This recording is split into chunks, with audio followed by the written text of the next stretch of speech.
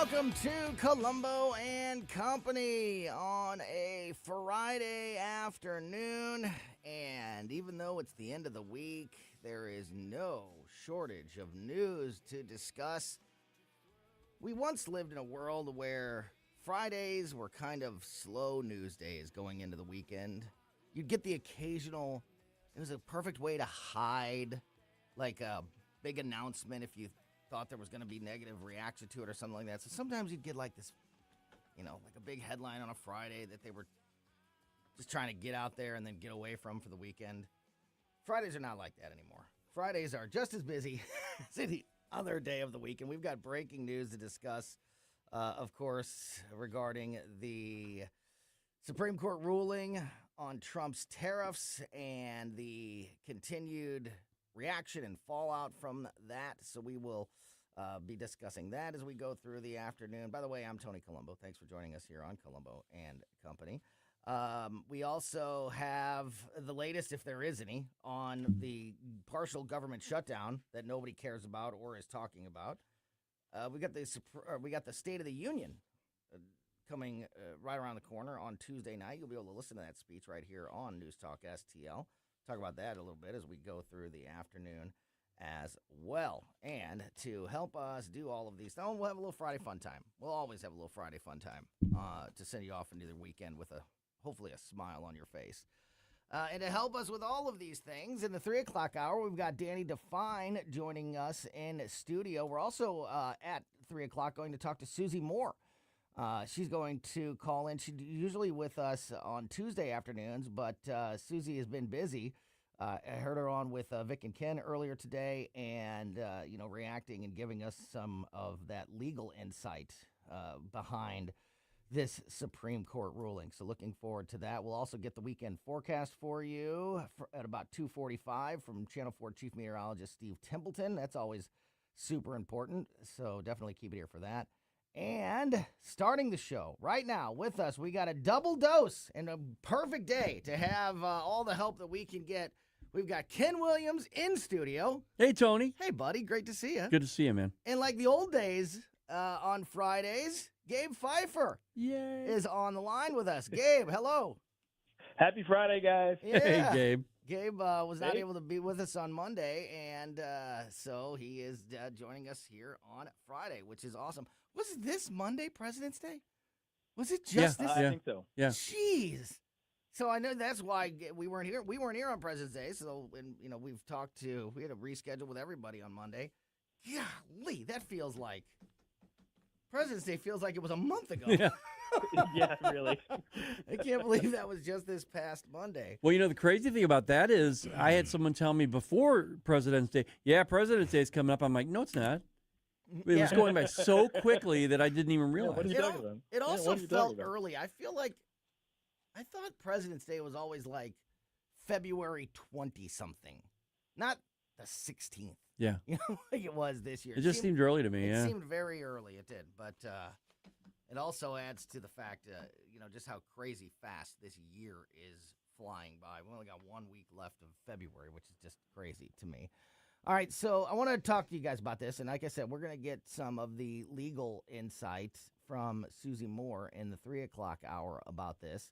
But just to catch everyone up, in case you don't know the details of this, U.S. Supreme Court scrambled the trade landscape today. This is a report from Yahoo Finance. Scrambled the trade landscape today with a decision striking down the centerpiece of Trump's second-term tariff program. The 6-3 ruling in Learning Resources, Inc. versus Trump appears set to immediately halt a massive section of Trump's tariffs announced last year using a 1977 law called the International Emergency Economic Powers Act, EPA. The law gives the president the ability to declare an economic emergency and take action, but does not specify tariffs as a remedy. Quote, EPA does not authorize the president to impose tariffs, read the decision by Chief Justice John Roberts. Stocks immediately rose on the complex ruling with multiple opinions and dissents stretching to 170 pages. Roberts captured the central legal finding, writing that Trump had asserted, quote, the extraordinary power to unilaterally impose tariffs of unlimited amount, duration, and scope. The text of the law, he added, quote, cannot bear such weight. Trump said at a press conference today, and we'll get more into Trump's reaction and some of the actions he's already taken. But his immediate reaction was at this press conference where he said he was, quote, deeply disappointed by the decision and ashamed of certain members of the court, saying the justices who ruled against him were being politically correct. The president promised that tariffs would quickly be returned in other forms, using other authorities at his disposal, and promised to make tariffs, quote, even stronger in the future. So it was a 6-3 ruling. Joining Roberts in the majority were Justices Gorsuch and Amy Coney Barrett. And then, of course, on the other side, in the dissent were Samuel Alito, Clarence Thomas, and Brett Kavanaugh. Ken, I know you guys talked about this a little bit today, and you even had a chance to talk with Susie, which we'll get a chance to here in about 45 minutes. What do you think of all this? We need those tariffs, and there's no way, I cannot imagine that an international, because what's the IEE, whatever EPA? Yeah. IEEPA? Yeah, it has international in it, correct? Yes, it Okay, does. so we're going to be governed by an international regulation? International Emergency Economic Powers Act. Yeah, I don't get that. EPA. I don't get, whatever the case may be, I don't think that they're going to say, okay, sorry, we'll give all that $1 trillion back. We're just going to have to give it back. Well, Gabe, one of the things, and we can unpack this with Susie a little bit later on, but one of the interesting parts of this is that the Chief Justice in his ruling said that, quote, EPA does not authorize the president to impose tariffs, but it also doesn't. It doesn't say he can, but it also doesn't say he can't. You know what I mean? Right. Like it's their interpretation of the ruling as he gets into a little bit later on, into the printed ruling where he talks about how this has basically gone too far, and that can't bear the weight of the level that he's used this at. I don't know. Like I said, we'll get some more clarification from Susie, but it looks like to me that there was some interpretation done by these judges. Gabe, what do you think? Yeah, I imagine there was a bit of interpretation, but one of the kind of sticky wickets that we've been dealing with for a while now is kind of understanding where the various branches draw their powers and where the lines are between them. So, I mean, my very basic understanding about the executive is that it has, at least in the past, been the one that holds the power to negotiate with other countries and how we are to deal with them. And as far as I understood, that included imposing tariffs on imports. So in that regard, I'm assuming that there is some means by which the executive still has that power, whether this EPA law or not. And that's what was on the case. That's the case that was before the Supreme Court, and that's what they ruled on. So there may be other avenues for the executives. I think the Trump administration said as much, that they're going to be looking for other ways to implement the tariffs that he wants. But my main thing is I want the various branches to hold the powers that they are afforded the Constitution, and for them to stop getting in each other's way. And that's what I would really like to do. I would really like a functioning government, please. Yeah, that'd be really nice. And it just seems, it does seem, it has the idea, it has the air of being a little partisan to me. Susie was talking about statutes and rewording and what they might have to do with Congress. This isn't a done deal by any stretch of the imagination, but I think, and I don't want to take the wind out of Susie's sail. She'll explain all that stuff. No. But I think you know, take all the wind you want. Well, when you have Tony, when you have 140 countries around the world using tariffs on the United States, and then Donald Trump comes in and says, well, now we're going to do the same thing. Now that suddenly they're bad. I can never understand that. No one's been able to answer that question for me. So for me personally, Donald Trump doing what he did, President Trump does tariffs, I think it's just to get on an equal playing field. To your point, so agree. I totally agree with you on that. The point of whether you agree with every tariff that the president has issued or the levels that he's issued them at, there's no argument that we have been taken advantage of. Big time. That we have played Decades. by a different set of rules. The United States has been held to a totally different standard than the rest of the country, and Trump has evened the playing field in many regards when it comes to these tariffs.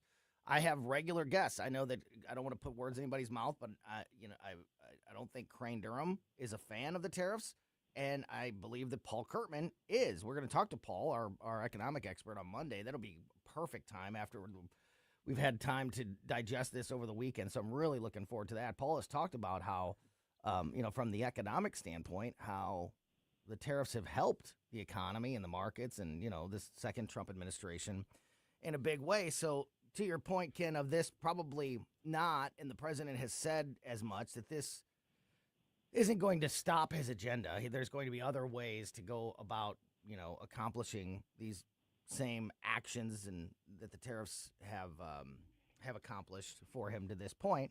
But it's going to put a speed bump. It's going to mess things up temporarily. It's already, wreaked a little bit of havoc with the economy. And talking about the ruling and the president saying it was politically correct, and, we're talking about interpretation. You were kind of touching on this also, Ken. What do you think of the idea of, it's not, John Roberts doesn't ever surprise me. He could fall. No longer, fall on either. He's supposedly a conservative, but he could fall on either side of any vote. You really never know. Gorsuch is a little more surprising, and Amy Coney Barrett is the most surprising. What do you think about these, conservative judges joining the Democrats on the court and making this a 6-3 ruling? Well, we were reading the stream chat boxes when we were talking about. I don't understand about the issue. Oh, sorry. Hello? No, we got you. Go ahead, Gabe. Gabe, you go ahead. Go ahead, Gabe. Go ahead. Okay, all right. I don't understand enough about the issue to say one way or the other where they're coming from, except that I do know, there are sometimes a conservative judge will come down on a certain area on a ruling because they're sticking very strictly to an originalist interpretation, or they have some sort of precedent that they're going. It's basically the legalese stuff. I like to leave that stuff to Susie, but I just in general, I have always been disappointed with the supposedly conservative justices who've been appointed to the Supreme Court. Very often they've kind of come down occasionally, or sometimes all the time, like with John Roberts on somewhere else, somewhere you weren't expecting. If we could all have, if all conservative justices could be Clarence Thomas, I think all conservatives would be very happy. Yeah, and Ken, to that point, I don't want. And I don't think well, that's not true. I was going to say I don't think anybody wants, but I know the left wants justices that will always go along with the attitude of the party no matter what. I don't want that. I don't want judges that are like, well, if it's a Republican president and I'm supposed to be a conservative judge, I better agree with the. I want them to have independent thought. But to Gabe's point, many times it seems like something changes with my goodness, some of these judges, Tony, as they're. No, Gabe is after they're appointed. Go ahead. Gabe's right, because at least if a conservative president assigns a Supreme Court justice, you would think that they'd at least be 60-40 in their favor, right? I don't think that's the case at all. In the Democrat Party, they've been wanting to pack the Supreme Court because they haven't been getting their way. So they start crying and say, "We're packing the Supreme Court." They don't need to. Why do they need to? They most of the opinions go their way anyway. They do. That's a good point. That's Ken Williams. He's in studio with us for another segment. Gabe Pfeiffer's on the line with us. He is sticking around as well. We're going to get Trump's reaction and some of the announcements that have already been made by the White House regarding their next actions when it comes to tariffs, now that this ruling has been released by the Supreme Court. We also have the State of the Union coming up. I want to talk to these guys about expectations, and is it a big deal? Do we care? What do we expect from this State of the Union on Tuesday night? We'll talk about all those things and more as we continue with Ken Williams and Gabe Pfeiffer next here on Colombo Company. I was once out strolling one very hot summer's day when when I thought I'd lay myself down to rest in a big Made in St. Louis for St. Louis. It's News Talk STL. I lay there in the If sun. you have a phone, you have a radio. I listen to News Talk STL on the app driving to work. Download the News Talk STL app. You got to get the News Talk STL app. Love the app. Can listen anywhere in St. Louis. And listen anytime. News Talk STL right on my phone. Anywhere. So just talking about Monday afternoon, we'll talk to Paul Kurtman. We also, every Monday, talk to Mike McCleary from Intervine, local family-owned business that makes the best flashlights, lanterns, and headlamps available on the market. Mike, of course, is our AI expert, big tech expert here on the show. Always great insight when it comes to AI issues whenever we get a chance to talk to Mike McCleary. But if you haven't had a chance yet to check out intervine.com, in all the great flashlights, lanterns, headlamps, everything from like the high-tech, heavy-duty tech flashlights and state-of-the-art lanterns for the outdoorsman, that scene, all the way down to the smaller, more reliable flashlights and headlamps that easily go in a drawer of your home or the glove box of your vehicle. So you always have that super bright, very reliable light source, no matter what is happening. Also, they sell batteries in all different sizes at Intervine and Intervine.com. AA, AAA batteries. You can stock up on all of these things. Everything that they offer at Intervine for 25% off just by using my name, Tony, Tony, as your promo code. You'll never find a better deal. It's if you need that flashlight, lantern, headlamp, whatever it may be, take advantage of it. And if you're like our house, which is full of toys and electronics, stock up on batteries and do it all for an amazing price with that 25% off. Again, just use my name, Tony, as your promo code. Intervine is INTERVINE. Use my name, Tony, for 25% off everything at Intervine.com. Hey, it's Vic and Ken with something important. Yeah, Missouri's veterans aren't done serving, they're leading. Join us March 5th, 11 a.m. to 1 p.m. at Washington University's historic Holmes Lounge for the next mission, Missouri's Veterans Leading the Way. Hear from General Frank Grass, former member of the Joint Chiefs, plus veteran leaders from Equifax and Scale AI. Business leaders, veterans, and community members from across Missouri. This conversation on veteran leadership and mental health matters. It's free and open to the public, but seating is limited. Register now at welcomehomeforum.org. This Winter Games Update brought to you by Corel Roofing and Best Buy Flooring. But again, Westwood One Sports presents this special update on the 2026 Winter Games, sponsored by Grainger. Grainger for the ones who get it done. The Canada men's hockey team getting it done in the semifinals, erasing a 2-0 deficit to beat Finland 3-2. The game winner coming with 35 seconds left in regulation, a power play goal by Nathan McKinnon. Captain Sidney Crosby did not play because of a lower body injury. We're minutes away from the second semifinal. Team USA and Slovakia. The U.S. has not reached the gold medal game since 2010. Men's free ski half-pipe final. It is over. American Alex Ferreira wins the gold, his third medal in this event, but first gold.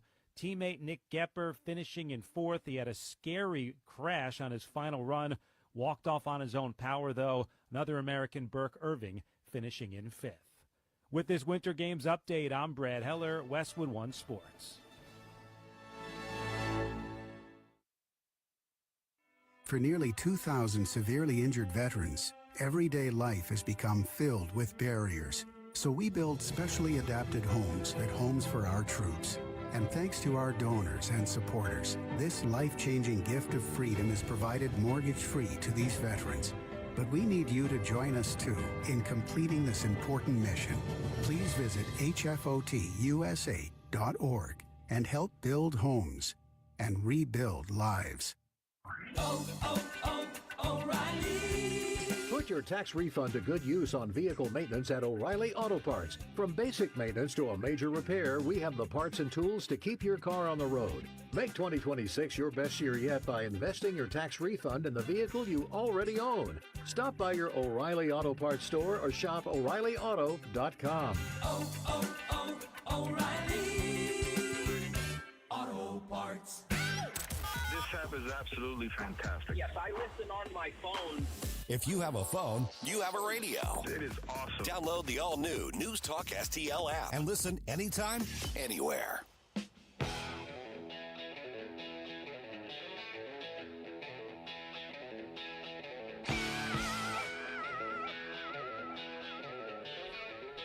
Welcome back to Colombo Company on 101.9 News Talk STL. Tony Colombo here in studio with producer Ashlyn and the co-host and executive producer of the Vic Porcelli Show, Ken Williams, in studio. And also on the line with us is Gabe Pfeiffer, News Talk STL contributor, former co-host of Mike Ferguson in the morning. So talking about tariffs and the ruling, and we're going to get back into that, and we're going to unpack it even more.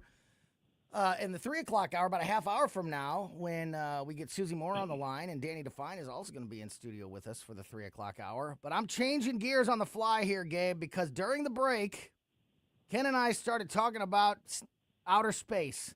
And I thought, here we go. I thought, we've got our rocket scientists on the line. Let's talk about this on the air. Let's go, baby. The Artemis mission has been in the news. This is they've announced that there's going to be a March 6th. NASA has announced a March 6th launch for the Artemis 2 lunar mission. First of all, and I know you don't, you never know with Gabe. His real job is a mystery. Maybe he is. Maybe he does work for NASA somewhere in a deep, dark. Right. But if you don't, I understand if you don't have all the details. But my guess is you have a little bit better understanding than we do about the Artemis lunar mission. Are we going back to the moon? What is happening here? Yeah, my understanding is that is the goal, is to get humans actually back on the moon. Our Artemis is basically the new Apollo series of missions. So if you remember back in the day with the Apollo missions, not all of them actually put a person on the moon. Many of them were it's like single flights.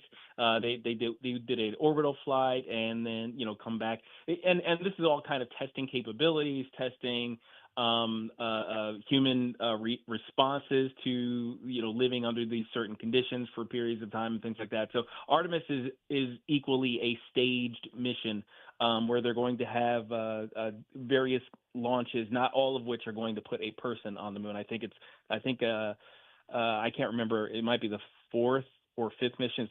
I can't remember. But yeah, it's going to be a couple more missions, but not very many years. If I remember correctly, it's like 2028 or something like that. They're wanting to put a person on the moon again. But yeah, this is one more step closer. Why is the moon so important, Gabe? One, it would be the staging ground for any sort of missions beyond, to another planet or, even beyond our solar system. The moon is kind of the first step towards becoming a multi-planet species. And I think that's been one of these goals that Elon Musk has kind of popularized. He's talking about how we need to get to a different stage as humanity if we want to continue to move forward to develop. And I think having a permanent human presence on the moon is one of those things. Once we kind of get our feet wet, so to speak, in dealing with that sort of environment, having regular flights back and forth, the development of the technology necessary to accomplish having permanent residency essentially somewhere else other than Earth, that will take us a massive leap forward towards that Star Trek-like future that a lot of people are looking forward to. Yeah, and a lot of, from what I've been reading, Gabe, isn't the 3D printer going to play a big role because of you can make like building-sized 3D printers and they can start actually manufacturing things on the moon to make it easier instead of transporting, having it there and then going from there because of the low amount of atmosphere there, they can take off a lot easier. Yeah, I mean, there's a couple of advantages to constructing things and launching things from the moon. One of them being the lower gravity, but also in order to actually make it cost efficient to go there and kind of reside there, you want to not have to bring entire buildings with you, Right. essentially, right? So one of the solutions to that that's been proposed, I'm not sure if it's been fully implemented, but it may be in the works, is to use basically a building-sized 3D printer to construct structures on the moon using moon dust and other chemicals to sort of make a local cement, essentially. So there's all kinds of neat technology involved. Neat technology is definitely I love a it. way to say it. I love it, man. So That's one way to say it. So the reason this is back in the news today is because the Artemis 2 spaceship, whatever it's called, the shuttle or whatever it's called, has just completed some of the final tests. And so NASA and SpaceX are saying that they are basically ready to go as far as launching this mission. As I mentioned at the beginning, March 6th is the first targeted date to possibly launch this mission. And as Gabe said, it's not putting astronauts on the moon. It's going to be a flyover or a flyby of the moon. I think they're going to circle it several times in this first in this next Artemis mission. NASA says that that March 6th is the target date for this to happen because there's only 5 days in the month of March that are even possible for this type of launch. It didn't say if it would. Does that mean there's a 5-day window? Yeah. That's connected, or is there 5 different days throughout the month? How does that? What does that mean, Gabe? Or how do you interpret that? That may be 5 different days in March. A couple of those days may be together, but launch windows are a thing. It's basically the launch location versus the Earth's relative position to the moon and things like that. So there's a lot of things to consider in rocket science, and launch windows are one of those. And in the month of March, there's only a few. There's only ever going to be a handful of optimal launch window days throughout an entire year. So even there's only a few per month, essentially. Yeah, and satellites, right? Satellites and space debris and all these things. There is traffic too. Yeah, play into that where those opportunities, those holes, essentially lanes to launch anything, also plays into to the whole thing. So super interesting stuff. Go ahead. No, I was just going to say, Gabe, Tony and I were talking off the mic. Oh, yeah. And doing the imagination type thing where I told Tony, I said, I think we need to build inside the moon and then use all the 3D stuff for outside as far as buildings go. But if you go down, it's the sun's rays and all that won't get to you as easily. And Tony said, I have another thing about inside the moon. So, Tony, why don't you tell us? Yeah, my conspiracy theory, Gabe, is that there's something on the dark side of the moon that they haven't told us about. Oh, the dark side of the moon one. What have you heard about the hollow moon one? Where I did. I haven't. Tell us. The moon is actually a gigantic alien satellite that happens to be covered in dirt. Wasn't there some like sound waves that when a meteor hit at one point they read the sound waves like it was made of steel. So yeah, there's some sort of evidence that people in the conspiracy world. I love a good conspiracy theory. It's fun stuff. Yeah, especially when it comes to space. I love a good conspiracy theory, but would that mean that the aliens that put it there did it like thousands of years ago? Because we have human record of the moon being there like way before humans could even write. So has it been there for thousands of years? Oh yeah, the theory would say it would be millions of years. Actually. Yeah, right. Basically since the Earth's formation, like the current setup of the Earth requires the moon. It's kind of hard to put into words, but basically the gravitational pull that the moon creates that brings us to tides, right? Right. And the tides are very necessary for the development of life in the oceans. Mm-hmm. So it's kind of like, okay, well, so Earth doesn't work without the moon. At least the way Earth works now, it doesn't work without the moon. Exactly. Yeah. Yeah. So yeah. I mean, now of course, I am not a Hollow Earth practitioner or believer, because the amount of mass necessary to. But okay. But one of the key things about the moon to me, is the idea that it can help us, to move forward as a species. I do subscribe to that concept. And Ken, you're right. I think there's a lot there were also a lot of talks about, building underground, inside the moon, because you basically use the surface of the moon as a, protection against, solar radiation and things like that, cosmic rays and all the like. So there's a whole lot of, concepts going around as to what we're going to do when we get there. So I'm very curious to see it. I'm very excited about this stuff, too. Before we move on, I want to get back to the Trump and the tariffs and a couple other things before we run out of time with Ken Williams and Gabe Pfeiffer. But before we move on, last question about the moon, Gabe. Can you confirm or deny that it is made out of cheese and has the cow jumped over it?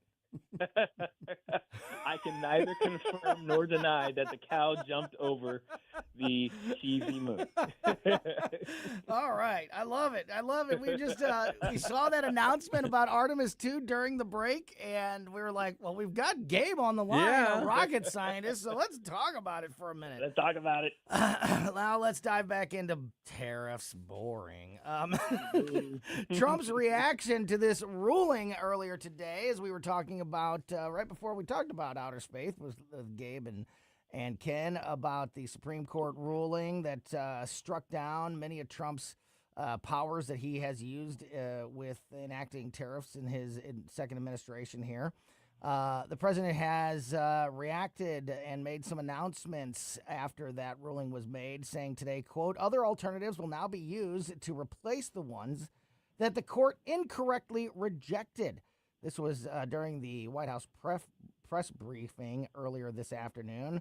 President continued, quote, we have alternatives, great alternatives, could be more money. We'll take in more money, and we'll be a lot stronger for it. We're taking in hundreds of billions of dollars. We'll continue to do so. The president also announced he is imposing a 10% global tariff following the court's decision, saying, quote, today I will sign an order to impose a 10% global tariff under Section 122 over and above our normal tariffs already being charged. And we're also initiating several Section 301 and other investigations to protect our country from unfair trading practices of other countries and companies. So it's already underway, Ken, as we talked about. There's going to be, there's lots of legal minds on both sides of this issue, but especially in the Trump administration, that have already found ways around this ruling and are going to essentially continue down the same path that the president has been on with the tariffs to this point. Yeah, I think Susie Moore is correct when she said earlier today that the Trump administration was already ready for a lot of this stuff happening. They're getting everybody. They're getting their ducks in a row early on. So I think they do have a plan in advance, which is a sign of a good leadership anyway. But when all you're really trying to do is even the playing field on your own country to the rest of the world, I don't think there's anything wrong with that. Of course, you've got to go by the Constitution. And if there's a rewording of the statute that has to happen, like Susie said, that's fine. Mm-hmm. Let's let it play out. But at the same time, let's not be so partisan. I mean, you said it, and I think I agree, where there were hints of some kind of partisanship there in some fashion. Yeah. Well, I don't know. Our listeners were saying on the stream, Gabe, today, well, China could even be involved. We don't know it behind the scenes. We don't know fully about the Supreme Court. We don't know. But at the same time, you don't want to go into some conspiracy craziness either. But there's something about, Gabe, to Ken's point, Gabe, there is something about TDS and the constant messaging from the left and from the mainstream media that everything Donald Trump does and touches and says is wrong and evil. And even sometimes it seems like in places where you don't expect it, that it just has some way of permeating through everything. And you can't help but think, wherever it may be coming from, I'm not saying that Amy Coney Barrett is suddenly this, ultra liberal judge or anything like that. But it does feel like that that mindset has a way of just kind of seeping into almost every aspect of life, and you can't help but feel like maybe that was part of this ruling. What do you think, Gabe? Well, basically, over the last decade, we've watched, all corners of the spectrum kind of come after Trump in various ways, using various means. So, yeah, I mean, it's real easy to suspect, like, if that happens, that Trump against Trump or against his plans or things like that. It's like, is this real? Is this a solid reason? Is this reasonable, or is this just TDS at work? I mean, and it's sometimes it gets hard to separate it because we've seen so much TDS. You know what I mean? So I can't say one way or the other with this. Like I said before, I don't really know that much about the legal issues behind it. You know, the wordings of the law and the interpretations and the other things. So I'm going to say that I'm agnostic about the decision itself, but I will say that I don't think it's wrong to at least vet the idea that there might be some anti-Trumpism going on when he takes the type of administrative policy hit that he's taking with the Supreme Court just now. Last quick question. We will be carrying the State of the Union right here on News Talk STL. It's scheduled for this coming Tuesday evening at 8 p.m. Our time is the scheduled start time for the State of the Union. Probably some rewriting of that speech happening right now in the Trump administration to address this tariff ruling and the path forward. Ken, do you have any big expectations? Do you think that the State of the Union has that? Does it have a big influence on the country? Is it especially important this year with the midterms right around the corner? What's your sort of preview to the speech? Well, I can't believe that the American people are as gullible as the left wants us to think that they are. Yeah, there's going to be a good portion of the country that's going to be, let's get him.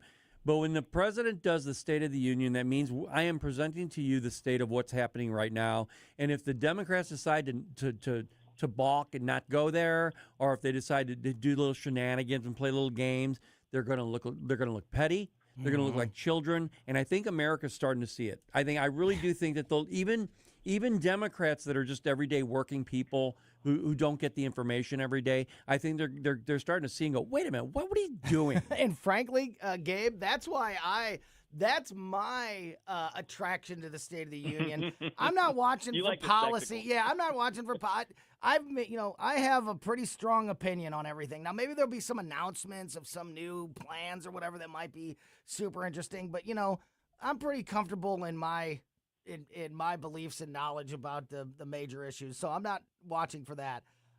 I want to see the performative demonstrations that I can either get mad about or laugh at or whatever it may be. Almost out of time here, Gabe, but I want to give you a chance to give us your thoughts on the State of the Union. I think the Democrats' shenanigans from the last State of the Union actually hurt them. I think it made them look childish and foolish. Yep. I mean, even Fetterman kind of called them out on that. So yeah, I hope they do it again. Yeah, I do too, Gabe. I want the paddles back. Right. I do too. I do too. I don't know that I believe that they believe that they looked foolish. Not at all. all. What I mean? No, in their egocentric world, no, they think, we got them, man. I think that they think they looked cool. Yeah. And they were fighting the power. Yeah, right. Exactly. And Resist 2.0, baby. And they're proud of their actions. It just shows you just how delusional that mindset is and how out of touch with reality and most of America they really are. Yeah. And yet they continue to have influence that far exceeds their intelligence, it seems. I think if we get the SAVE Act, we're going to see a lot less Democrats in office. Yeah, exactly. Yeah. Gabe Pfeiffer, thank you, buddy. Thanks for messing with the schedule a little bit and rolling with the punches and joining us on a Friday afternoon. We'll talk to you again in just a few days on Monday, right after the weekend. So thanks as always, buddy. Absolutely. Thanks, guys. God bless. See you, Gabriel. And, of course, Ken Williams, thanks, as always, for joining us on a Friday. And tune in every weekday, 9 a.m. to noon, 3 big hours, the Vic Porcelli Show with Ken Williams. Thanks for your time as always, dude. It's always my pleasure, Tony. Thank you, and thanks, Ashlyn. Yeah. We're going to, in the 3 o'clock hour, we're going to be joined by Susie Moore. She'll be able to give us some legal perspective on this Supreme Court ruling on tariffs. Danny Define, News Talk STL contributor, is going to be my co-host in studio for the entire 3 o'clock hour. All of that is coming up. And in just a couple minutes, we are going to bring you the weekend forecast from Channel 4 Chief Meteorologist Steve Templeton. He joins us next on Colombo Company.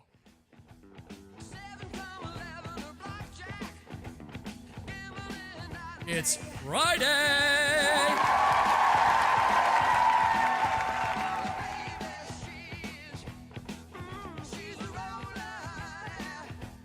Tim Jones and Chris Arps in the afternoon. Chris, Joey, and I on the road again. We'll be broadcasting live from statewide Lincoln Days, poolside at the outstanding Oasis. Tim Jones and Chris Arps. Weekdays at 4 on News Talk STL. Looking for insurance you can truly trust? Since 1986, Bauer Insurance Agency has been protecting families and businesses across Missouri and Illinois. Owner Cindy Blanton doesn't just offer one quote. She shops all the top carriers like Progressive, Travelers, Safeco, and more to find you the best rates. Whether it's your home, auto, toys, or business, we've got you covered. Visit us at Mid-Rivers Mall in St. Peters or call 636-812-2001. Bauer Insurance Agency, the company that protects, the name you can trust. Craving the best donuts in town? Master Donuts is your destination for everything delicious. From flaky croissants and kolaches to mouth-watering maple bacon rounds and long johns, apple fritters, cinnamon rolls, donut holes, and a wide variety of specialty donuts that'll make your taste buds dance. We've got something for everyone. Stop by one of our 2 area locations or find us on Facebook. Remember, Doughnut, go anywhere else. Master Donuts. You'll be glad you did. We talk about race relations. This conversation has completely made me crazy. This is complete insanity. And I'm sick and tired of it. 1019 and 94.1. I find it to be a conversation starter. News Talk STL. Steve Templeton's weekend forecast brought to you by Connor Roofing. You can count on Connor for all your roofing needs. Visit ConnorRoofing.com. That's CONNER roofing.com.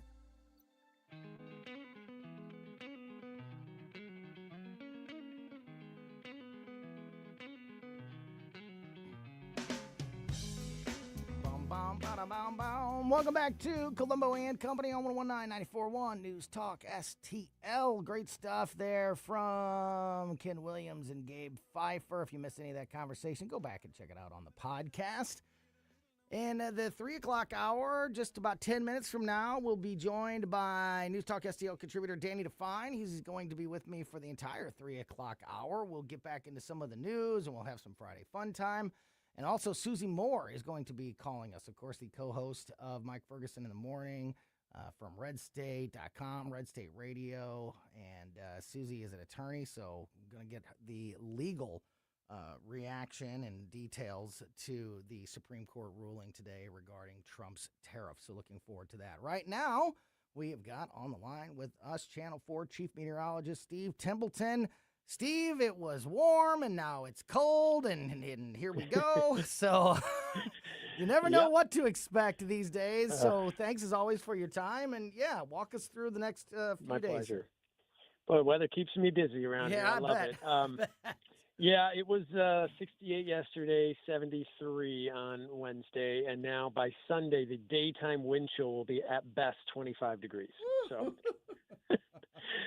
Yeah, we told you, though, during those stretch of 70s and 60s to keep the parkas out. You'll need them. So it's cooler today, and it just kind of gets colder and colder each day we go through Monday, actually. After that, temperatures rebound. So here's how it goes for Saturday. 29 for the low. May have some spots of flurries or maybe an isolated pocket of very light snow. I don't expect much of any accumulation. Ground temperature should melt it off, but there could be like a dusting on a car or raised surface in an isolated area. I think most of us stay dry. Some may see a few flurries. That's in the morning hours. The afternoon, actually decreasing clouds, so we see more peaks of sun, partly to mostly sunny in the afternoon, but a cold high of 42 degrees. And then on Sunday, a low of 24 and a high of 36. That is a cold day. And then you throw in the winds. They'll be gusting to 30, 35 miles per hour. That gets our wind chill to 25 during the day. Now, it will be mostly sunny Sunday, but it is going to be cold with 30s and a wind chill in the 20s. Man, yeah, and it's a reminder. It's still February in St. Louis, so it can definitely be cold. And as you've heard me say many times, March is a lie. March could still be cold, even though a lot of people are prepared for the warm up in March. One thing that people need to put on the calendar is we're just a couple weeks away, I believe. Correct me if I'm wrong, but I think it's like the first weekend of March is daylight saving time when we will spring the clocks forward. That'll be a big change, and also a big milestone to hopefully getting to the finish line of this winter weather in St. Louis. So. Yeah, so that's not March 1st, which is a Sunday. I think that's a Sunday. I think it's the 2nd March, so it's like March 8th. But, I mean, that's going to come up on us pretty quickly. Yeah. Oh, you're right. Yeah, the first full weekend, in March. It's early March. I know that which is right around the corner, doesn't sound possible that we're almost done with the month of February. But right around the corner, and another good sign that things are heading in the right direction. I know we do have warmer temperatures next week. We got some 50s and 60s Tuesday, Wednesday, Thursday, Friday, and into the following weekend. So even though we're going through this cold spell this weekend and into Monday, temperatures do rebound. So it'll start to feel like you're saying, that we're getting close. There's a light at the end of the tunnel. We're going to turn the corner soon. I think it'll feel more like that next week with more persistent 50s and 60s. One last question. It's kind of a weird one. We're always talking about, whether or not we've had too much rain or not enough rain. After all that snow was piled up and sitting around for so long, I feel like the ground has been a sponge for the last 2 months. I mean, forever, for weeks. It feels like that. Has all of that water, all that moisture, had any impact? Has it maybe been a good thing that we needed? Is it has there been any impact from all that melting snow and all that water that has created? I mean, if you have pets running in and out of the house, I mean, it's been a mess. Yeah. I mean, that topsoil's wet, but we didn't get a lot of rain up until recently. That really helped. We went into a drought. We were in a moderate with isolated pockets of severe drought. Our recent rainfall, that one Saturday that rained just about all day, that was a beneficial rain. And I know it made Mardi Gras not so fun, but that was a beneficial rain and really helped us in the drought situation. So that helped more than the melting snow. But, every time, whether you have the melting snow and then you have rain, it just makes for more persistent, 4 muddy paws when the dog's running back into the house. Well, great stuff, Steve. I appreciate it as always. We know to be ready, especially on Sunday. Going to be a little bit brisk out there, but hopefully we're getting closer and closer to turning things around here and finally starting to warm up. Thank you as always for your time. Steve Templeton, really appreciate it. Have a great rest of your day. My pleasure. Yeah. Take care. Stuff. Thanks. That is Channel 4 Chief Meteorologist Steve Templeton. Always great to hear that. And, if this weekend being a little bit colder is not good for you as far as getting outside is concerned, I've got an idea. Come and join myself and my co-hosts from the Bluff City Outdoors Show. Bluff City Outdoors Show every Saturday morning at 11 a.m. here on News Talk STL. And, of course, Bluff City Outdoors, your place for all your fishing needs and bow hunting needs and trapping needs in the St. Louis area. They're in Alton, open 7 days a week. Bluff City Outdoors, they're in Alton. They are going to be a part of the STL Boat and Fishing Show, the St. Louis Boat and Fishing Show, which is happening this weekend, starting today, and then all through Saturday and Sunday down at America Center and the Dome. Bluff City Outdoors booth is going to be front and center at that event. It's just inside the main doors, which is an awesome location for those guys. I will be down there this weekend. So will our co-host, local professional fisherman Mike Marfell. So if you're looking for a cool family event, come out and join us at the St. Louis Boat and Fishing Show. Stop by the Bluff City Outdoors booth and say hi to us and come out and join us. It's going to be a whole lot of fun. Like I said, great stuff for the kids and the whole family out there. So hope to see you if you're looking for something to do this weekend.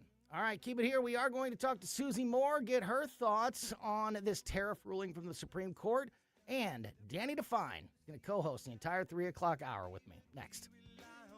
Rhino Shield is engineered to outlast paint, formulated to outsmart the elements. Rain or shine, sleet or snow, mold or mildew. Our home exterior coatings intelligently designed to stand up to Mother Nature. Call 877-25-RHINO or 877-25rhino.com. Hey, it's Vic Porcelli here with our great friend Chris Cooper from Serenity Wealth Management. Hi, Chris. How are you, Vic? I don't want to put anybody else down, but that when you go up and visit you at Serenity Wealth, your place looks like home. So a lot of financial advisory offices, they have, the big mahogany desk or the big marble entryways and things like that, the stock market channel on the TV when you walk in the door, right? That doesn't really drive a good conversation. Good financial guidance and advice starts with a good conversation. People are nervous. People are afraid to talk about finances, right? And so you can see a little standoffish. Well, my objective is to try to have a good, casual conversation. By having those conversations about life, goals, objectives, it's what makes me understand what our financials are supposed to fund. So if somebody does want to have a good conversation, how do they do that? How do they find you? Our website is the best way to do that because you can get all the information you need, understand where we are, get a little bit more information, all that. SerenityWealthNow.com. Reach out to Chris and Stacy today at SerenityWealthNow.com. Investment advice offered through Fortis Capital Advisors, LLC. Yo, this is Vic. Vic for Vets is proudly honoring our veterans. Every Wednesday at 11:05, you'll hear about that day's honoree and their incredible service to our country. Hi, it's Ken. You want to nominate a veteran? Send their name, service information, and story to me, Ken, at newstalkstl.com. Brought to you by Alamo Military Collectibles, Gemini Wealth Group, and Heroes Care. Together, let's celebrate the heroes in our community, Vic for Vets, where honor meets gratitude. Hey, Colombo here for Rockwood Charcoal. Rockwood is made from 100% pure Missouri oak and hickory, so you're cooking with the best and supporting local industry and a local business all at once. There's over 100 area Rockwood retailers. Find yours at rockwoodcharcoal.com. KLGY HD3 Clayton, K270BW Belfast, KNBS Bowling Green. This is News Talk STL at 1019, 94.1, and always streaming at newstalkstl.com. Breaking news at Town Hall. I'm Bob Agnew in Washington.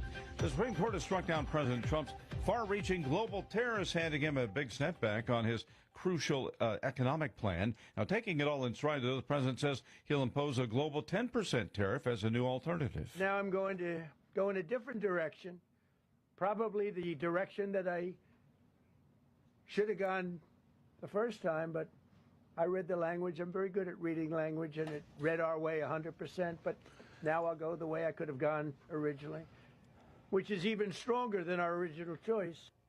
Today's 6-3 decision centers on those tariffs the president unilaterally imposed under an emergency powers law, including the sweeping reciprocal tariffs levied on nearly every other country. Businesses, meanwhile, could be the big winners from the Supreme Court ruling today if they get some of the money back. They're the ones who have to pay those tariffs when they ship in goods from certain countries overseas. Paul Rogers owns an Italian market in Atlanta. He says he doubts he'll be compensated, even if it comes down to that. It's going to apply to the major companies, but it's the small business owner that's been hurt the most.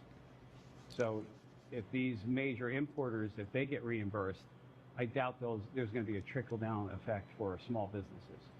UPS drivers are being offered $150,000 buyouts. A lawyer for the International Brotherhood of Teamsters told a judge Thursday that the union expects over 10,000 United Parcel Service drivers to accept $150,000 buyouts if the delivery giant is allowed to proceed with the planned workforce cutting program. An attorney for the union representing over 320,000 UPS workers is urging a federal judge to block UPS from moving ahead with the buyouts, alleging the buyouts violate the national contract. That is Bill Alexander reporting on Wall Street at the close. The Dow was up 230 points. More from townhall.com. When you're vacationing in your RV, there are some things you can always count on. Taking the kayaks out on a lake, hot dogs on the grill, and your sister's boyfriend pulling out his acoustic guitar. Everyone quiet! Harrison's playing.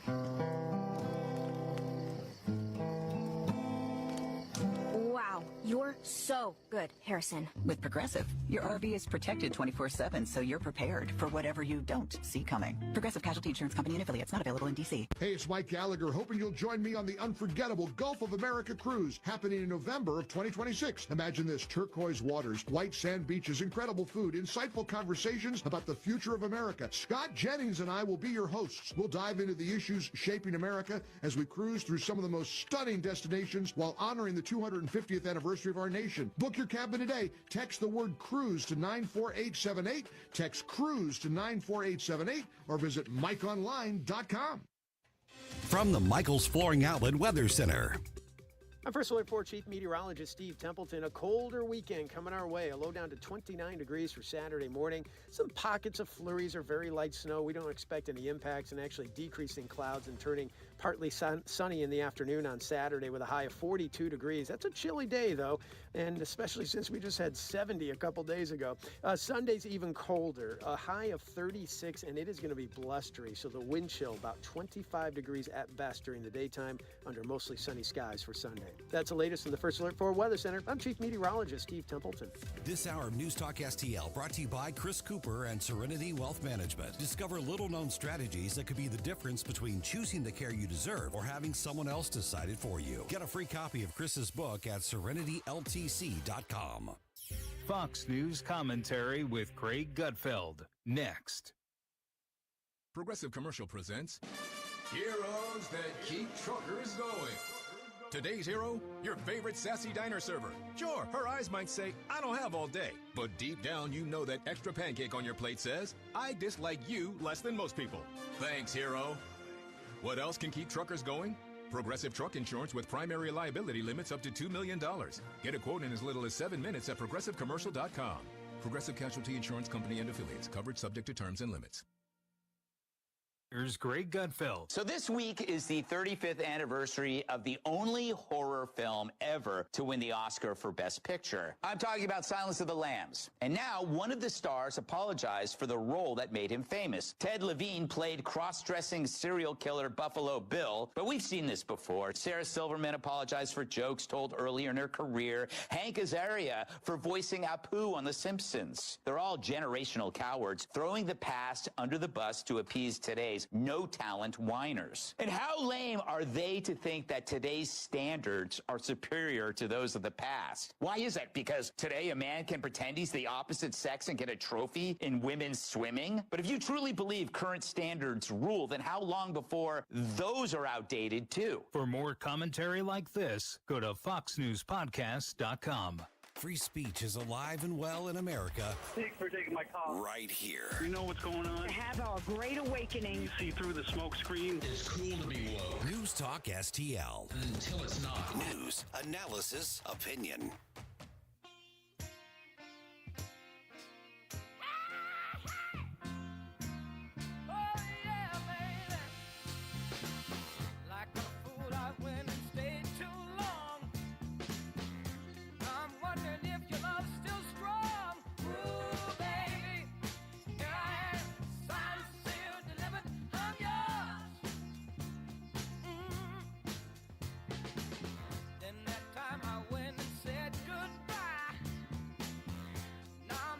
Follow Tony Colombo on Twitter at Tony Colombo Talk. Welcome back to Colombo Company on 101.9 94.1 News Talk STL. Tony Colombo here in studio with producer Ashlyn. I just broke one of my own cardinal rules: never run to an open mic. But when you forget your guest's headphones and the show's starting, you got to move quick. Danny Define is in studio with us. Great to see you, buddy. How are you? Tony, I'm doing well, and you actually handled that great. You got to. It's the Olympic season, so I know it's the Winter Games, but wind sprints, I think you might have a future sprints. there. There you go. Yeah, and you're not out of breath. Your cardio must be pretty good. Yeah, like the 8-yard dash. There we go. Whatever. Just quick as a cat. Tony the Tiger. Tony the Tiger. Quick as a cat. Danny's going to be with us for the rest of the 3 o'clock hour as we unpack the news stories of the week. And then we're going to have a little Friday fun time towards the end of the show. And also just an impromptu visit as we also start this 3 o'clock hour. Susie Moore, who's usually with us on Tuesday afternoons. I asked Susie last minute if she could jump on with us, and she has been gracious enough to join us to talk about the legal, help us kind of unpack the legal impact of the Supreme Court ruling on tariffs this afternoon. So Susie Moore is on the line with us. Susie, thanks for your time this afternoon. Hey, Tony, you're welcome. Glad to be here. So did any of this, you and I have talked a lot about this ruling, and it's you kind of called it as far as a few weeks ago, there were all these headlines that were like, oh, the tariff ruling is could happen in 24 hours. And, you explained to us how nobody knows that. It's just a guess. It can come at any time, and, it'll just, you can predict all you want, but it'll just kind of happen whenever it happens. And today it happened, sort of out of nowhere. I mean, we've been expecting this for a while, but, it happened. And I think it was, correct me if I'm wrong, but this is kind of what people were expecting. We didn't think it was going to go well for Trump, but correct me if I'm wrong, and also just kind of, give us your thoughts on the possible impact or meaning of this ruling today. No, you're not wrong in that. A couple things. We don't know ahead of time which decisions are going to come down. I mean, obviously, if they haven't argued it yet, it's not going to be that. But we've been waiting kind of anxiously for the tariff decision and for the Voting Rights Act case. And so I can just say from personal experience at Red State, we were, doing our best to be prepared for either one and be ready to get an article up fairly quickly, depending on the decision. So you just don't know till they actually hand them down, which ones are coming down on a given day. I think people had a sense after the oral argument was had on this case that it might not go particularly well for the administration, that the Supreme Court might not agree that the statute in question, I'm just going to call it by its acronym, IEPA, because I can never remember what the acronym stands for. It's International Economic... Yeah, I had it earlier. International Emergency Economic Powers Act. Yeah, there you go. I have it written down. But I like IEPA better anyway. Yeah. So whether the court was looking at whether that particular statute authorized the imposition of tariffs, as the president used that statute for as the basis for a number of the tariffs that he has imposed, since he retook office. And ultimately, the court, 6 of the justices determined no, that statute does not authorize it because it doesn't explicitly delegate that power to the president. And typically, since tariffs are taxes, that would be something that's in the purview of Congress. So if Congress wants to delegate that to the executive, then they need to be explicit about it. So it's in some ways, it's a blow to the administration, and it creates some confusion because there's been a lot of tariff money collected, and there's a whole other issue about what they do now. But what the court itself recognizes, and President Trump has since emphasized too, is that that's not the only basis under which the executive is able to impose tariffs. There are a number of other statutes that provide some of that authority and do so explicitly. So I don't think this particular decision caught the administration off guard. I think they have probably been preparing for quite some time to, figure out their next move so that they can continue with their strategy, and that's what we're going to see them do. The biggest question it leaves is, okay, so for all of the tariffs that were imposed over the past year pursuant to IEPA, which now the court has said, no, you can't do that, how do we unwind that? Because that money's already been paid to the U.S. Mm-hmm. So that's going to be kind of a mess. And Justice Kavanaugh in his dissent rightly points that out. So I'm sure we're going to see some...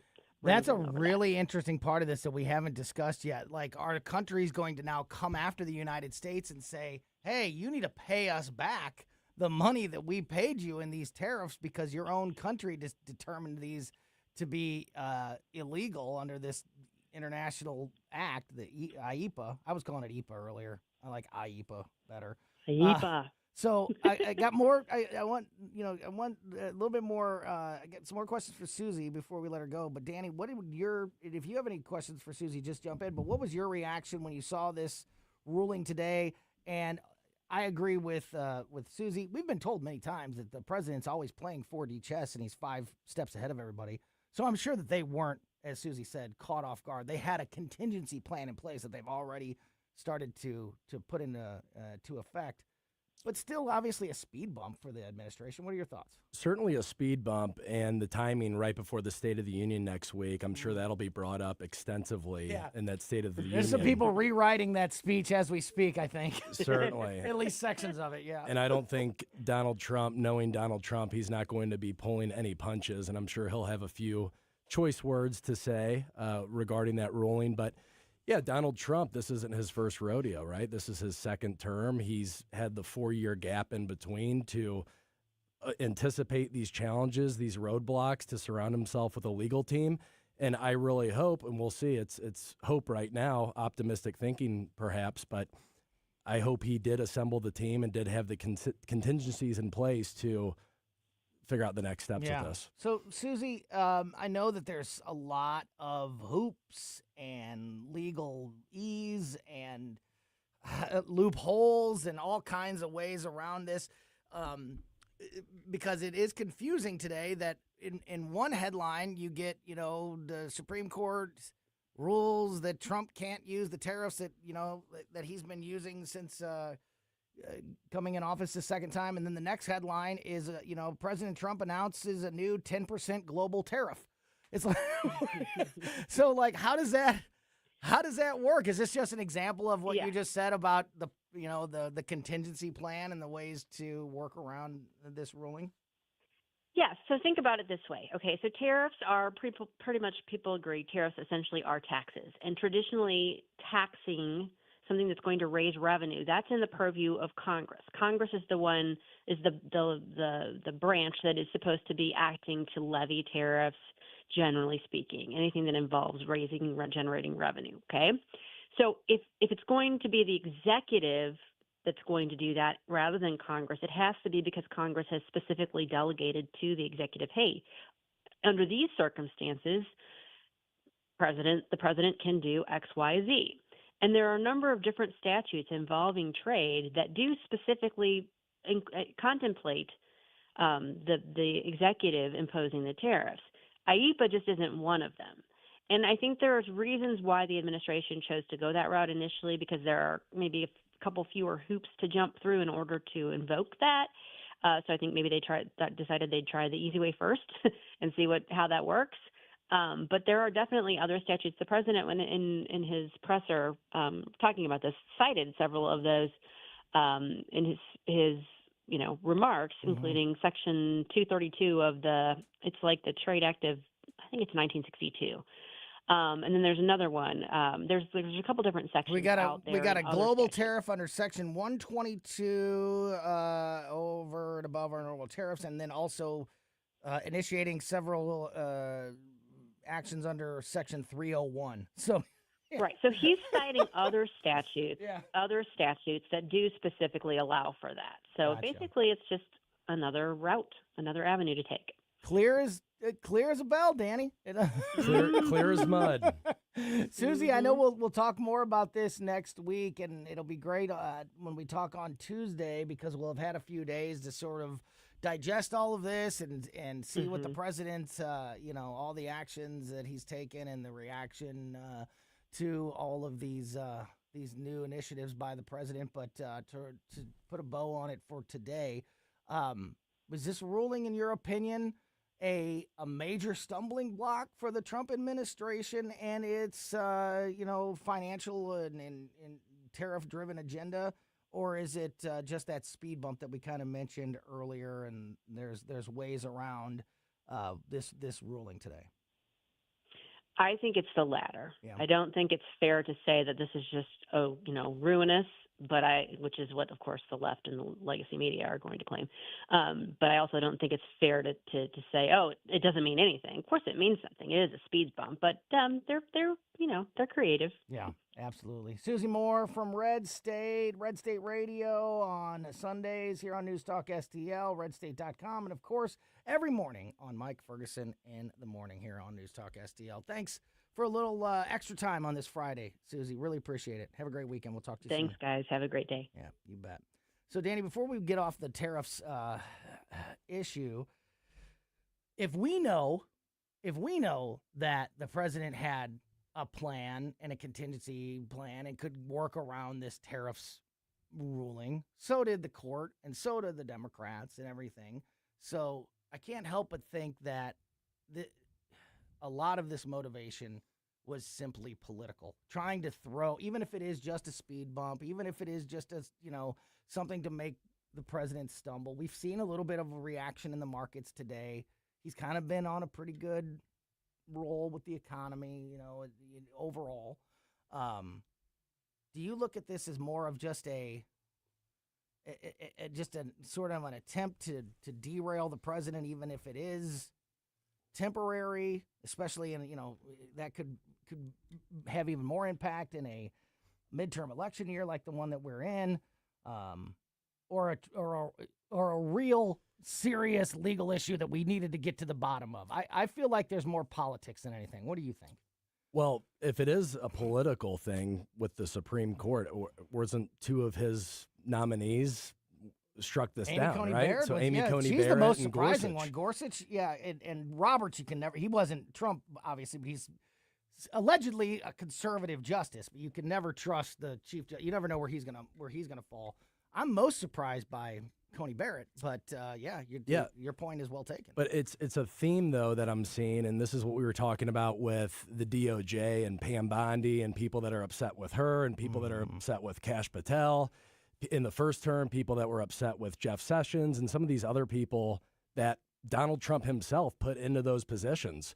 So if it is truly political and you have bad actors on the court that aren't going to go along with Trump's agenda, well, two of those, Gorsuch and Amy Coney Barrett, were put in there by Donald Trump. So you have to go back a ways to say, well, who actually put these people in these positions? So that's the interesting take there, if it is truly political. But I wanted to ask Susie this, and I don't know if we're going to have the full answer yet, but $175 billion have already been collected from the tariffs. Yeah. So when it comes to the payback, what's the plan in place for that? Is that going to be on the American people as far as raising taxes, or what does that look like as far as a repayment of those $175 billion in tariff revenue that the government's already collected? So she briefly touched on that at the very beginning of her of her answer there, but the reason that we didn't get into it is because that's a great question that Brett Kavanaugh actually addressed in his dissent of this ruling, that was like, hey, if you're going to go down this path, think about all the other dominoes that are going to fall, including this. Like, now are all of these countries around the world going to be coming after the United States for billions of dollars to say, hey, look, we paid you these tariffs and in your own country just made a ruling that they were illegal, so you need to pay us back? Nobody has the answer to your question yet, and it's going to be a really important one moving forward. Yeah, there's a lot of important things that we need to hash out after today's ruling, and that is right at the top of the list. Yeah, absolutely. So one of them, obviously a major issue that we'll continue to keep an eye on. And like I said, on Monday, we will talk to Paul Kurtman, which I can't wait for that, because we'll be able to really dig into the financial impact and economic impact of this ruling. And then on Tuesday, when we get a chance to catch up with Susie again after the weekends happen and days have gone by, and we've been able to sort of digest this and unpack it. Danny, another issue that is happening right now is we're in a partial government shutdown. Does anybody even know that? It's like the changing of the seasons at this point, right? You can never tell if they're in session, out of session, if it's shut down or not. It really hasn't affected me much personally. It hasn't affected me much either. There are concerns, real concerns about this one down the line, at least, because what's the most ironic and ridiculous thing about this is completely created by the Democrats, just like the last one was, as a way to, in their mind, push back on ICE and, Trump's deportation and immigration agenda. And we're going to defund ICE. Well, ICE is funded. It's already in the books. This will not impact ICE. Unless this goes on for months and months, none of this will impact ICE. But it will impact Border Patrol, TSA, the Coast Guard, and some other agencies, So the Democrats aren't even hurting the agency that they claim that this is all about, but they are hurting people like the Coast Guard in this. It's not I haven't felt any impact either. It's a much smaller government shutdown than we've seen in the past, but that doesn't make it any less ridiculous or misleading from the Democrats' side of things. Yeah, well, it will be interesting to see how Donald Trump addresses all of this next week at the State of the Union, because I actually had a text earlier from the Trump campaign. Oh, yeah. I'm sure it was from Donald Trump himself. Yeah, you have that direct line. And I'll go down the list here, some of the things that, if time allows. Yeah, go, please. Because you're good. We'll jump into this. But this was the text that I received, and I'm sure millions of other people as well, from the Trump campaign this morning. And I'll ask you, Tony, and feel free to jump in on any of these. So the text read, what are you most looking forward to hearing about during the State of the Union on Tuesday? First issue, border wins and future mass deportation, which I thought the future part there was a bit interesting, adding that part in. Economic successes and affordability action items, so I'm sure that'll be the tariffs that will be heavily involved in that conversation. America's great health care plan and Trump RX. The other item is tax cuts for working families and seniors. Rooting out fraud and corruption was the last point that was on this text that came over from me. And I certainly have my comments. I'd love to hear from you, though, any of those topics. I will say that he hit all the important ones. Those are all issues that that I would bring up as the most important things for him to be addressing. Certainly. The deportation one is into the future. The future deportations. How do you interpret that? I'd rather that word be continued. Right. or the massive success that we just had the last year in office on deportations. Future deportations is a little bit odd to me. Yeah. Do you read that as an indication that he intends to ramp things up, or I personally, and I'm not hopefully not being cynical here, I view it as we're going to continue to throw out this red meat to the base and kick the can down the road and keep people anticipating and excited about these potential mass deportations. But as I've said on your show many times, Tony, the clock's ticking on this. We're in 13 months now, 14 months of the second Trump term, and we have the midterms coming up in November, and it's like we said, to carry out the deportations. That this isn't me promising it. This is Donald Trump promising Number one, probably campaign promise. He's been saying that since 2015, and he ran on it again heavily in 2024. So my thing is, future deportations, well, the clock is ticking. So because if you're going to carry it out the way that he wants it to go, which a majority of Americans want it to go with the mass deportations, like we said, there's going to be some tough optics that are going to happen, just sheer mathematics. If you're talking about deportations on that kind of large scale, you're going to have some tough situations, like what happened in Minnesota, what happened in Los Angeles, Southern California not too long ago. And that, I think, will be that'll be a pressure point from Donald Trump, or not from Donald Trump, towards Donald Trump from a lot of Republicans in these states that are, especially states that are more purple, that could go either way.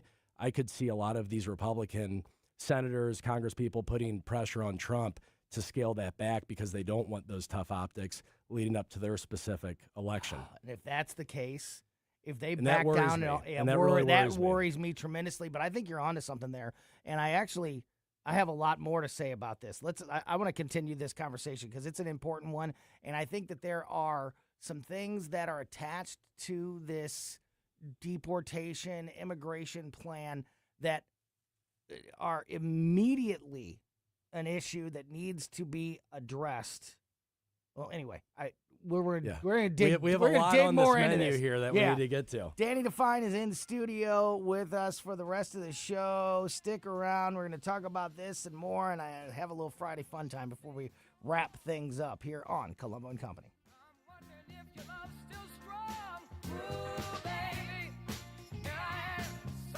For podcast articles and more, find us on newstalkstl.com. News, analysis, I'm glad you're talking about this. Opinion. I'm glad you're fired up about it, too, because I know I am. News Talk STL.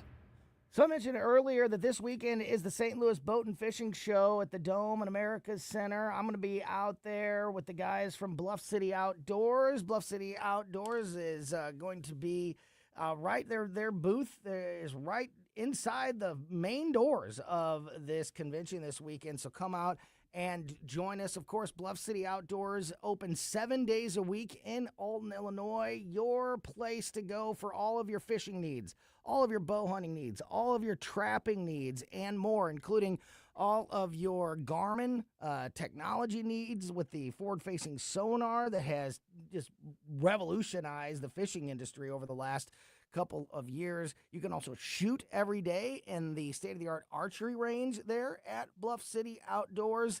So come and join us. We're all going to be out there this weekend at the Bluff City Outdoors booth at the St. Louis Boat and Fishing Show. And, of course, always check out Bluff City Outdoors and Alton. And don't forget about the Bluff City Outdoors show, Saturday mornings, 11 a.m. here on News Talk STL, hosted by myself and local professional fisherman Mike Marfell, and, of course, the owner of Bluff City Outdoors, Mark McMurray. Learn more about Bluff City Outdoors by following them on Facebook and at bluffcityoutdoors.com. News Talk STL is proud to have Doug Voss of Safe Money Radio as part of our lineup each week. Doug has been a staple on the St. Louis radio airways for many years as one of the leading financial experts in the area. You can now hear Doug and Safe Money Radio 2 times every weekend on News Talk STL. But in case you miss anything, you can check it all out at DougVossSafeMoneyRadio.com. You could also reach Doug at 844-676-SAFE. That's 844-676-7233. Doug Voss is a registered representative. Securities offered through DHL Securities, LLLP, member FINRA and SIPC. This is Larry Connor's commentary on News Talk STL. In junior high school, I had a teacher who often wanted us to name the members of the president's cabinet. It was a smaller cabinet then, but we failed often. She said, it would behoove you to know. Behoove? What was behoove? Nowadays, how many junior high, high school, even college students can answer the questions? A recent national education survey found that barely 25% of American students can read, write, or do math at their grade level. You wouldn't expect a third grader to do high school algebra, but barely 25% of third graders were capable of doing what they should be able to do? Pathetic. New York State students did better after a major grading on a curve. The state lowered the standards so more kids could be proficient. One college professor claiming, my students protesting ICE cannot even pass the basic citizenship test. They complain about civil rights being abused, but they can't tell you which government branch has the power to declare war. Again, pathetic. It would behoove these students and our nation to focus on education. Get more Larry Connors on Larry Connors USA. Tonight at 6 on News Talk STL. John Beal Roofing reminds you we are in the stormy season, and that means if you have even the smallest leak in your roof, you could soon have a much bigger issue. Call John Beal to make sure that your biggest investment is protected. That call can save you major dollars. If you do get hit during a storm, John Beal has a rapid response team. Call 1-800-NEW-ROOF. 1-800-NEW-ROOF. 1-800-NEW-ROOF, John Beal. Concerned about the condition of your windows driving up your energy bills? I was too. It's only called STL Windows and Doors. Their Provia windows combine old world craftsmanship the professional way, the Provia way, with over 65 years of combined experience, locally owned, offering competitive pricing and personalized service that the big box companies can't match. Call today for your free in-home estimate and start saving tomorrow. 314-277-5952 or stlwindowsanddoors.com. Why are you going to work? It's Sunday. It's a brand new show on News Talk STL. JC's Sunday Showgram. It's the 25th anniversary of the death of George Harrison this week. We'll go back for some classic moments with Gene Siskel. We lost him this week in '99. And did this really happen, or did I dream it when I shocked the world this week in '93 going to KMOX? All brought to you by the Weber Automotive Group. Sunday morning, 7 to 9. Then podcast each Monday on newstalkstl.com. When I have business clients or guests from out of town, I often take them to Cafe Napoli. I know they're going to enjoy any of the Napoli locations. Cafe Napoli in Clayton, Napoli 2 in Town and Country, Napoli 3 in St. Charles, next to Napoli C, Napoli Kirkwood, or Napoli Brothers Pizza and Pasta in the Chesterfield Valley. Excellent food and intellectual conversation, if they bring the intellectual conversation. And NapoliSTL.com. NapoliSTL.com. On the next Larry Connors USA. Today's story behind the story, why actor Robert Duvall refused to make Godfather 3. Larry Connors USA. Now weeknights 6 until 8 on News Talk STL.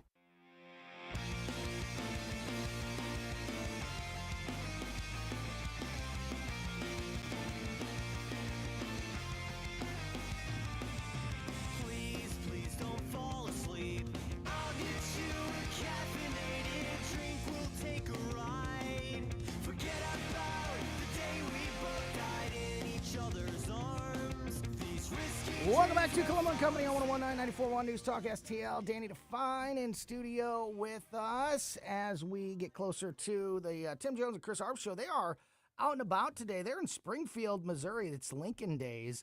They're going to be broadcasting live from Springfield this afternoon, so definitely keep it here for that. Diving back into this text that was sent by the Trump administration to many of the Trump followers and people who are engaged in politics, and laying out, what do you want to see the president talk about during the State of the Union? And I got another point about, we're just talking about the deportation push and the ICE issue and the government shutdown that's tied into it. As Danny has pointed out many times on this show, and we've talked about a lot over the last, several months, as much as the media and the left wants you to believe that Donald Trump and ICE and DHS have been on this massive deportation spree like we've never seen before, that's just not true. Barack Obama deported more people than Donald Trump. So when I say, as I've been saying for, weeks now, when it comes to this government shutdown and the debate over DHS funding, that Republicans have nothing to negotiate here. They act like they're negotiating this DHS funding. There's nothing to negotiate. He's already behind, believe it or not, because it would never be, it's never reported on honestly when it comes to the numbers.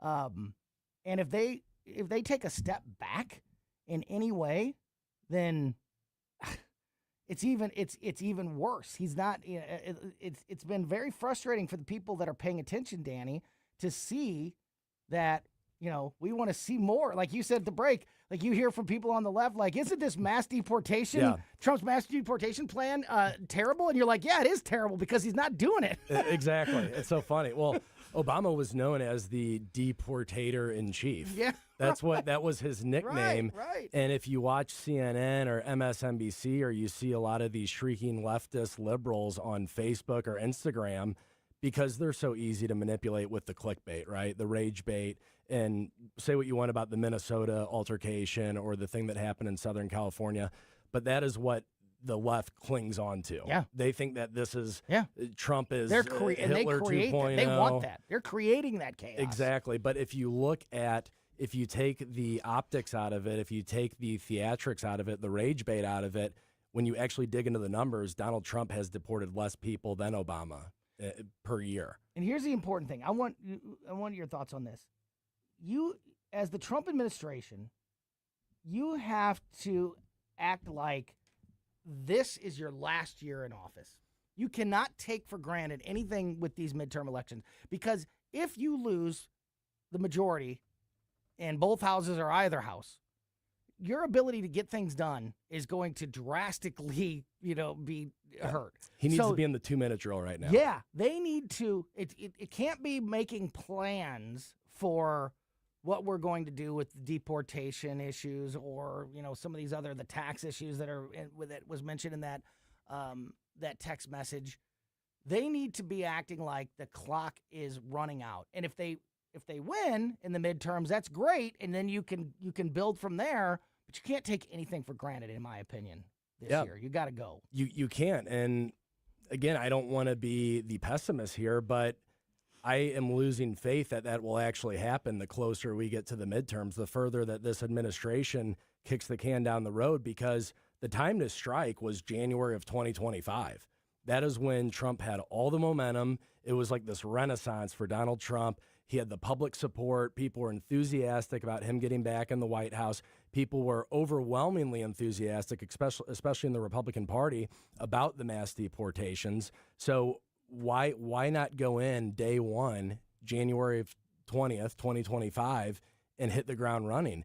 And that was the pitch during the campaign trail in 2024, that day one, mass deportations. We're going to go into every major city in America, and we're going to clean it up, and we're going to get the 10 million, 15 million illegals that Joe Biden welcomed into this country with open arms, opened up the floodgates. I don't think we can even begin to comprehend how destructive the Biden administration was for those 4 years. Yeah. It was the hole so that bad. was dug. It was so bad. And that's why, yes, Donald Trump getting back in, is it an upgrade from what we had the last 4 years? Of course. But that's not good enough. You have to overcorrect for all the damage that was done under Joe Biden. And that's when you do come in with an absolute blowtorch and you go into every major city. And listen, nothing against ICE, and I appreciate the people that go and sign up for ICE, that volunteer for ICE.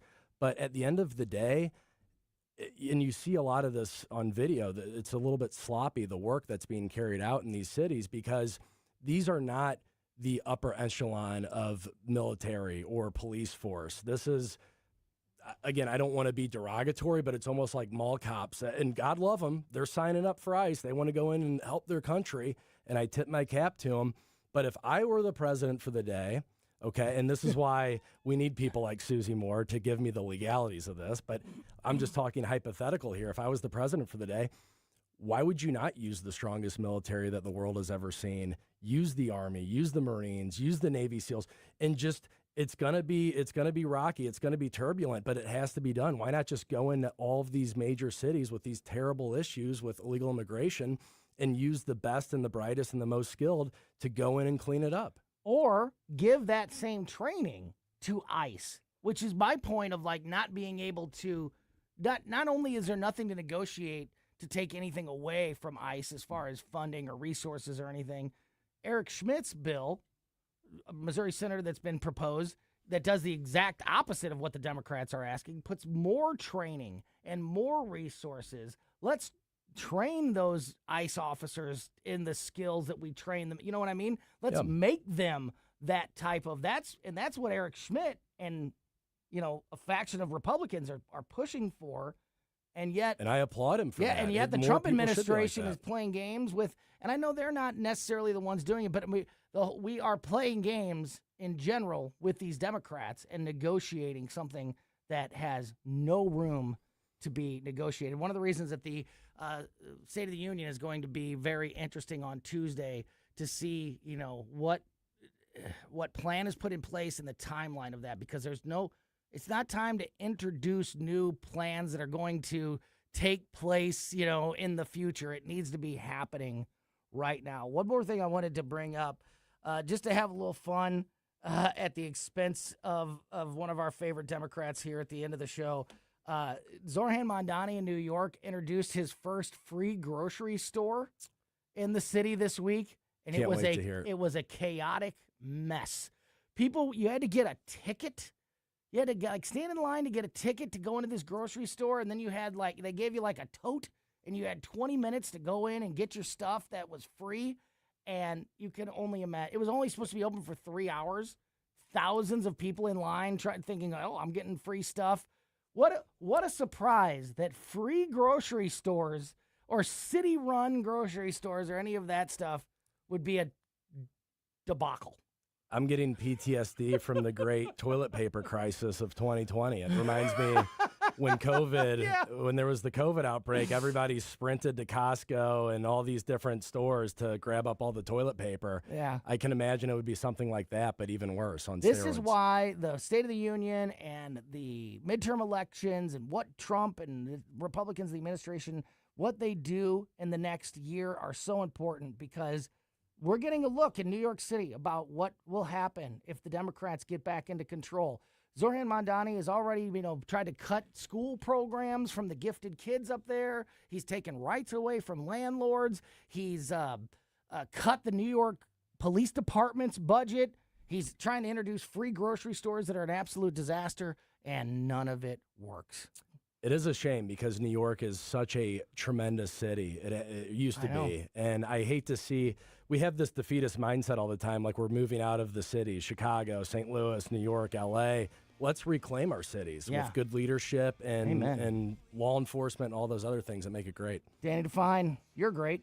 Thanks so much for your time this afternoon. Great to see you, buddy. Look forward to talking to you again very, very soon. Always a pleasure. That is the great Danny Define. You missed anything from today's show, go back and check it out on our podcast. We put the show out as a podcast every day on basically every podcast platform, so subscribe to Colombo Company on your favorite podcast platform. Have a great weekend and keep it here for the O'Reilly Report next, followed by the Tim Jones and Chris Arp Show live in Springfield. Ever feel like just a number in a waiting room? Hi, I'm Shannon Tribune, Director of Operations with Body of Health Director.